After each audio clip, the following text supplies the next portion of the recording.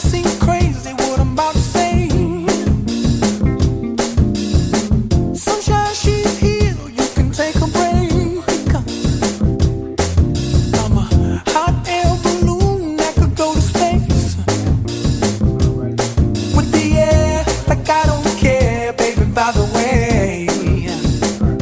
Because I'm happy. Clap along if you feel like a room without. Saying, Okay.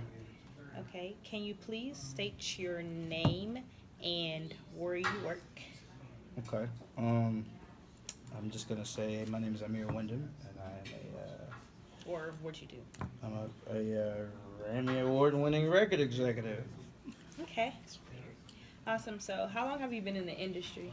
I've been in the industry since I was 18, so that's gotta do the math, man. Do the math. 18, 32 minus 18, that's 14 years. Wow. Yeah. That's wild. So I ain't got no hairline. So, what inspired you to get into the industry? To be honest, man, it's one of those situations where my whole family was kind of into music. My dad started the Atlanta Jazz Festival, which is one of the largest festivals in the nation, and he was a big jazz connoisseur. My brother was a DJ, and my sister she played instruments, she played cymbals, and she was a dancer. And my mom, same thing, was a dancer and played. So art and all this stuff was always in my face, but I repelled it. I was like, I don't want that. I want to be an athlete. I don't want to be in music. But after I had these humble revelations when I got to college about playing football, it kind of pushed me towards it. And once I started getting into it, I realized it was going to give me a platform to do a lot of different things that I wanted to do. But I didn't know I wanted to be in music my whole life. It wasn't one of those kind of situations. And I think, when you just look at it from the perspective of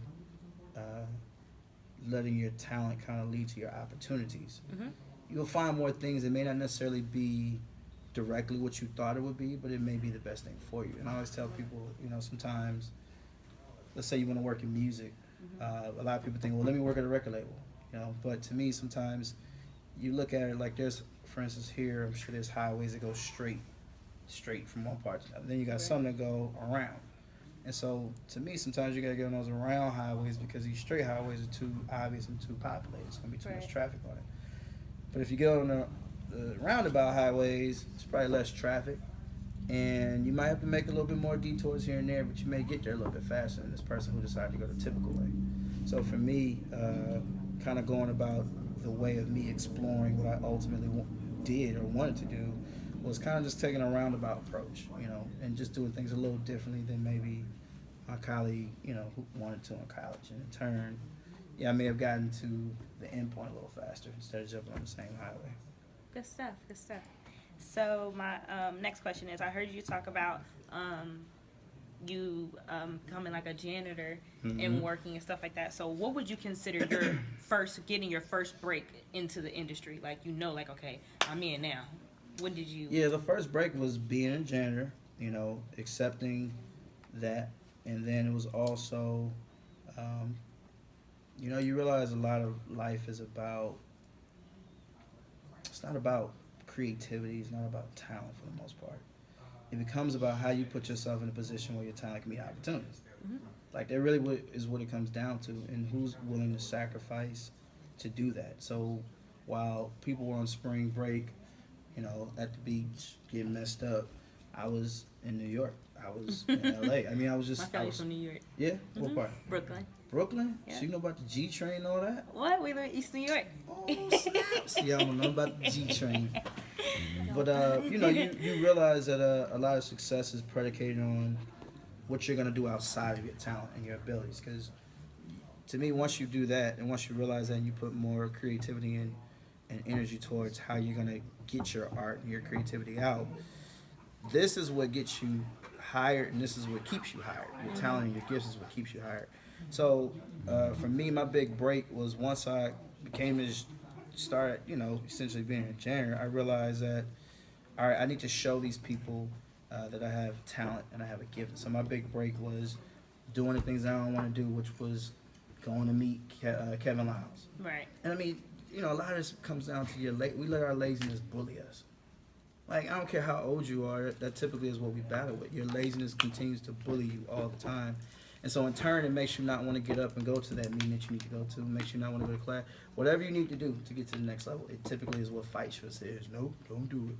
So, to me, I learned the art of defeating my laziness. And my big break came when I met with Kevin Lyles. And he was like, I'm impressed by you, so much so that I want to work with you. That's big. And so in turn, that was, that's what changed for me. But it wasn't because I was just so talented and creative at that moment. Right. It was just I proved to him that I was worth an opportunity. I went the extra mile. I didn't let my laziness bully me in showing him that I was worth, the time and attention that he was willing to give me. Okay. So what would you say is the hardest challenge you faced since you've been in your career? Rejection. Even to this day, it's rejection. I'm not gonna say a name, but for instance, people think when you get to my level, everything is given and grand and gold and Yeah, it's not. doors open up. But you still have to hustle too. Being who I am, a young. I don't necessarily always believe that race has a play in it, but I think it does at some point. But you still have to work hard to get in sometimes. And when I say in, especially if it's been an industry that wasn't, you weren't well represented enough. Right. And so for me, to this day, for instance, you may meet somebody or they may reach out to you and say, hey, we really want you to work on this. Mm-hmm. We really, you've done some great things, and in turn, we really want you to work on this. You go meet with them. And these are some big dogs, some people that, are really doing some great things. But you meet with them, and again, they reached out to me. I wasn't reaching out to them. You meet with them, they say, man, we'd love to just have you work with me on this. And you like, cool. They reach back out to you and say, hey, let's meet again on this day, because I want to talk to you through exactly what we want to do and what it looks like from a business standpoint. Right. Cool. You go meet with them again, and then you leave like, wow, this is crazy. This is about to happen. Right. And then, that's it. It's the last time you talk to them. No They email. they say they're going out of the country. They'll be back in 2 weeks or something. And you email them when 3 weeks after that, no response. Email them again, no response. Email them again, no response. You call the office, he's at lunch. So you still have to deal with stuff like that, like regardless of how great you think you are or how great your accomplishments say that you are. And I think, again, it goes back to controlling your ego.